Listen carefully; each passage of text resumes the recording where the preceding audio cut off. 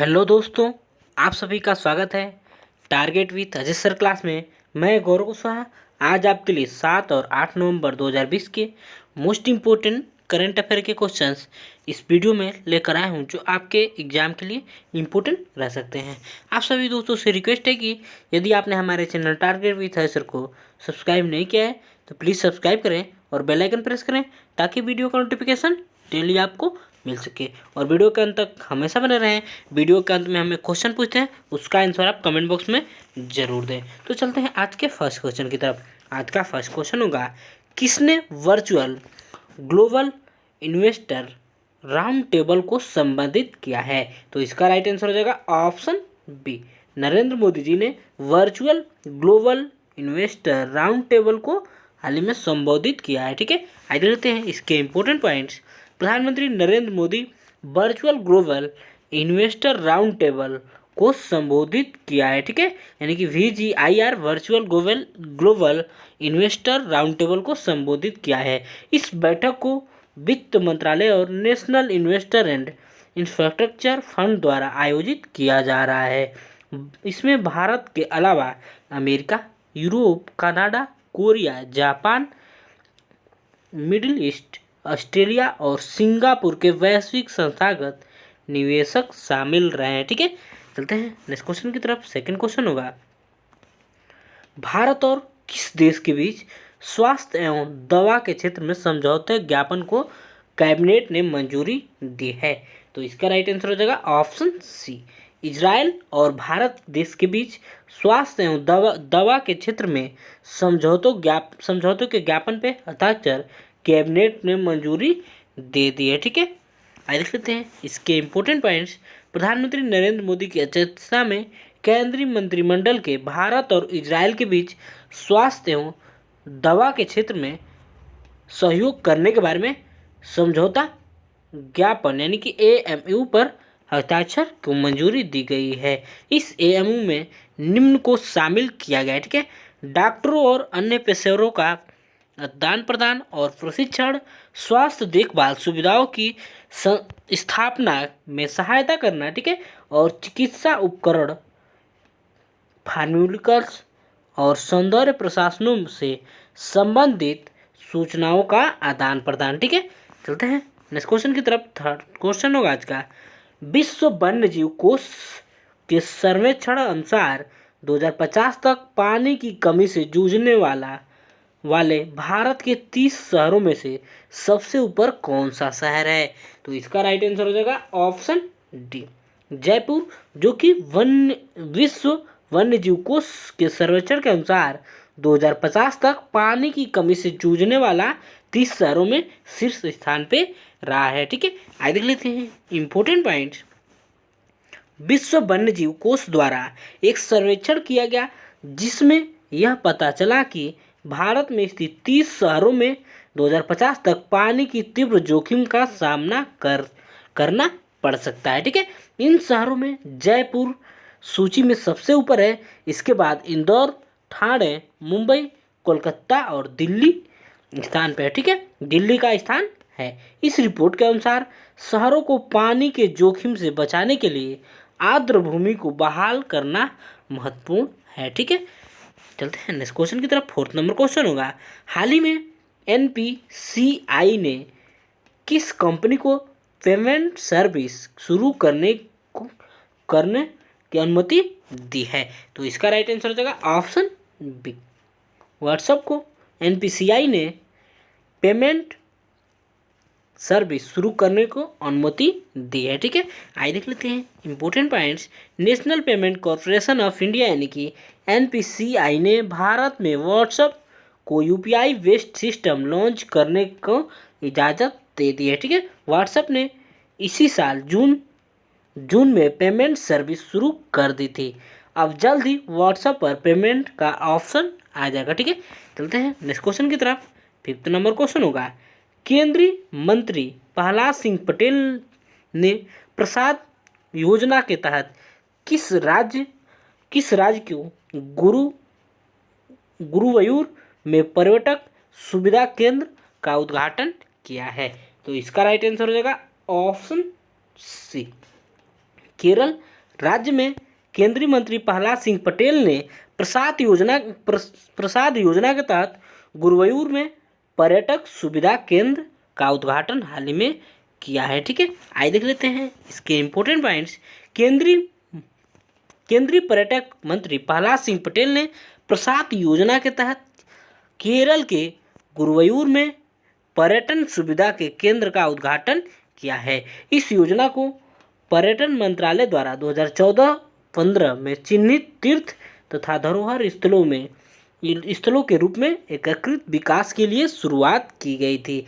इसका उद्देश्य प्रवेश द्वार, सूचना केंद्रों की बुनियादी सुविधाएं, पर्यावरण के अनुकूल साधन, बिजली और ऊर्जा के नवीनीकरणीय स्रोत, पेयजल, शौचालय, क्लोकरूम तथा प्रतीक्षा गृह जैसे बुनियादी ढांचे का विकास करना है। ठीक है, चलते हैं नेक्स्ट क्वेश्चन की तरफ। 6 नंबर क्वेश्चन होगा आज का, हॉकी इंडिया के नए अध्यक्ष कौन नियुक्त हुए हैं? तो फटाफट करेंगे आप लोग इसका राइट आंसर। और यदि आपने अभी तक वीडियो को लाइक नहीं किया है तो प्लीज़ वीडियो को लाइक कर देंगे। ठीक है, और इसका राइट आंसर हो जाएगा ऑप्शन डी, ज्ञानेंद्रो निगोवाम को हॉकी इंडिया का नया अध्यक्ष नियुक्त किया गया है। ठीक है, आइए देख लेते हैं इसके इम्पोर्टेंट पॉइंट्स। ज्ञानेंद्रो निगोवाम मोहम्मद मुश्ताक अहमद की जगह लेंगे। ठीक है, और हॉकी इंडिया का बात हुआ है तो इसका स्थापना 20 मई 2009 को हुआ था और मुख्यालय है नई दिल्ली में। ठीक है, और अध्यक्ष हो गए ज्ञानेंद्रो निगोवाम। चलते हैं आज के नेक्स्ट क्वेश्चन की तरफ। 7 नंबर क्वेश्चन होगा, स्मार्टफोन ब्रांड क्वालिटी इंडेक्स 2020 में कौन सी कंपनी शीर्ष पर रही है? तो इसका राइट आंसर हो जाएगा ऑप्शन ए, रियलमी, जो कि स्मार्टफोन ब्रांड क्वालिटी इंडेक्स 2020 में शीर्ष स्थान पे रही है। ठीक है, आइए देख लेते हैं इंपोर्टेंट पॉइंट्स।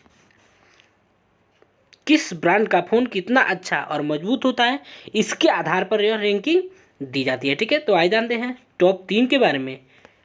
पहले स्थान पर है रियलमी, दूसरे स्थान पर है वन प्लस, तीसरे स्थान पर है एप्पल। ठीक है, और जारी करता है टेच ARC ने इस रिपोर्ट को जारी किया है। ठीक है, चलते हैं नेक्स्ट क्वेश्चन की तरफ।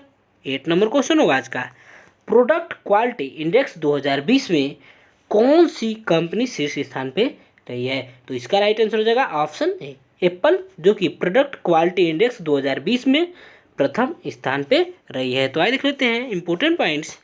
किस ब्रांड के प्रोडक्ट कितना अच्छा और मजबूत होता है, इसके आधार पर यह रैंकिंग दी जाती है। ठीक है, तो आइए जानते हैं टॉप 3 के बारे में। पहले स्थान पर आए एप्पल, ठीक है, और दूसरे स्थान पर आए सैमसंग और तीसरे स्थान पे रियलमी रहा है। ठीक है, और इसे भी जारी करता है टेच ARC कंपनी। ठीक है, चलते हैं नेक्स्ट क्वेश्चन की तरफ। 9 नंबर क्वेश्चन होगा, युद्ध और सशस्त्र संघर्ष में पर्यावरण के शोषण को रोकने के लिए अंतर्राष्ट्रीय दिवस कब मनाया गया है? तो इसका राइट आंसर हो जाएगा ऑप्शन बी, 6 नवंबर को युद्ध और सशस्त्र संघर्ष में पर्यावरण के शोषण को रोकने के लिए अंतर्राष्ट्रीय दिवस मनाया गया है। ठीक है, आइए देख लेते हैं इंपोर्टेंट पॉइंट्स। इस दिवस का उद्देश्य युद्ध में होने वाली पर्यावरण क्षति के संरक्षण के प्रति सदस्य राष्ट्रों को जागरूक करना है और यह सुनिश्चित करना है कि सशस्त्र टकराव की घटनाओं के दौरान पर्यावरण नष्ट ना हो। ठीक है, इस दिवस को मनाने की घोषणा संयुक्त राष्ट्र महासभा ने की थी। ठीक है, चलते हैं आज के नेक्स्ट क्वेश्चन की तरफ। 10 नंबर क्वेश्चन होगा, किसने 40वें सार्क वित्त गवर्नर की बैठक की अध्यक्षता की है? तो इसका राइट आंसर हो जाएगा ऑप्शन डी, शक्तिकांत दास ने 40वें सार्क वित्त गवर्नर की बैठक की अध्यक्षता की है। ठीक है, आइए देख लेते हैं इसके इम्पोर्टेंट पॉइंट्स।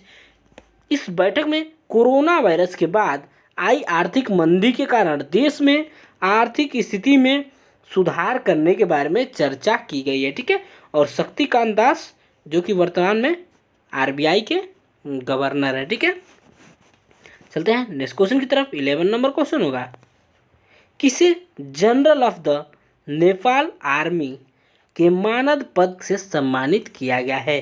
तो इसका राइट आंसर हो जाएगा ऑप्शन ए, मनोज मुकुंद नरवाने को general of the Nepal army के मानद पद से सम्मानित किया गया है। ठीक है, आइए देख लेते हैं इंपोर्टेंट पॉइंट्स। नेपाल की राष्ट्रपति विद्या देवी भंडारी ने थल सेना के अध्यक्ष जनरल मनोज मुकुंद नरवाणे को general of the Nepal army के मानद उपाधि से सम्मानित किया है। ठीक है, चलते हैं नेक्स्ट क्वेश्चन की तरफ। 12 नंबर क्वेश्चन होगा, बुल स्ट्राइक नामक तीनों सेनाओं का 3 दिवसीय संयुक्त सेवा अभ्यास कहाँ आयोजित हुआ है? तो इसका राइट आंसर हो जाएगा ऑप्शन ए, अंडमान और निकोबार में बुल स्ट्राइक नामक तीनों सेनाओं का 3 दिवसीय संयुक्त अभ्यास आयोजित हुआ है। ठीक है, आइए देख लेते हैं इंपॉर्टेंट पॉइंट्स। अंडमान और निकोबार कमान यानी कि ANC ने टेरेसा द्वीप स्थित दूर बुल स्ट्राइक नामक 3 दिवसीय संयुक्त सेवाओं का अभ्यास आयोजन किया है। ठीक है, इसमें ANC के 3 सेवा घटकों भारतीय सेना के पैराशूट ब्रिगेड, मार्केस यानी कि मरीन कमांडो फोर्स और विशेष बलों के अधिकारियों की भागीदारी की गई है। ठीक है, अभ्यास टेरेसा द्वीप में आयोजित किया गया था, जो रणनीतिक रूप से महत्वपूर्ण निकोबार द्वीप समूह में स्थित है। ठीक है, चलते हैं नेक्स्ट क्वेश्चन की तरफ। 13 नंबर क्वेश्चन होगा, पेरिस जलवायु समझौते से आधिकारिक रूप से कौन सा देश बाहर हो गया है? तो इसका राइट आंसर हो जाएगा ऑप्शन डी, ऑस्ट्रेलिया, जो कि पेरिस जलवायु समझौतों से आधिकारिक रूप से बाहर हो गया। ठीक है, आइए देख लेते हैं इसके इंपॉर्टेंट पॉइंट्स। संयुक्त राज्य अमेरिका 4 नवंबर 2020 को आधिकारिक रूप से पेरिस जलवायु समझौते से बाहर हो गया है। ठीक है, 2019 में अमेरिका 2015 में इनमें शामिल होने के बाद औपचारिक रूप से इस समझौते से बाहर निकलने वाला एकमात्र देश बन गया है। ठीक है, चलते हैं हम लास्ट वीडियो के क्वेश्चन के आंसर की तरफ। कल के वीडियो में हमने क्वेश्चन पूछा था, यानी कि लास्ट वीडियो में हमने आपसे क्वेश्चन पूछा था, नई जीवन शांति योजना को किस कंपनी ने शुरू किया है? तो इसका राइट आंसर हो जाएगा ऑप्शन बी, LIC। ठीक है, LIC ने नई जीवन शांति योजना को शुरू किया है। ठीक है, काफ़ी लोगों ने इसका राइट आंसर कमेंट बॉक्स में भी दिया था। ठीक है, आइए देख लेते हैं इसके इंपॉर्टेंट पॉइंट्स। यहाँ पे बात हुआ LIC का, यानी कि LIC का फुल फॉर्म होता है life insurance corporation of India. ठीक है, और इसे हिंदी में भारतीय जीवन बीमा निगम कहते हैं। इसका स्थापना 1 सितंबर 1956 को हुआ था और मुख्यालय है मुंबई में। ठीक है, और चेयरमैन है MR कुमार। ठीक है, चलते हैं लास्ट क्वेश्चन की तरफ, क्वेश्चन ऑफ द डे की तरफ। आज का क्वेश्चन होगा, किस राज्य में पहली बार सी प्लेन सेवा शुरू किया गया है? ऑप्शन होगा हरियाणा भी होगा, बिहार से होगा, केरल डी होगा, गुजरात। तो इसका राइट आंसर आपको कमेंट बॉक्स में करना होगा। आशा करते हैं आपको वीडियो अच्छा लगा होगा। यदि आपको वीडियो अच्छा लगा हो तो प्लीज़ वीडियो को लाइक करें और कमेंट बॉक्स में बताएं आपको वीडियो कैसा लगा है। आप इस वीडियो का PDF हमारे Telegram group target with Ajay sir से डाउनलोड कर सकते हैं। ठीक है, और वीडियो के डिस्क्रिप्शन से आपको टेलीग्राम चैनल का लिंक मिल जाएगा। ठीक है, और यदि आपने अभी तक हमारे channel target with Ajay sir को सब्सक्राइब नहीं किया है तो प्लीज़ सब्सक्राइब करें। आशा करते हैं आपको हमारे चैनल से निश्चित ही मदद मिलेगी। ठीक है, और वीडियो को दोस्तों में ज़्यादा से ज़्यादा शेयर करें ताकि ज़्यादा से ज़्यादा लोग हमसे जुड़ सकें। Thank you for watching, have a good day.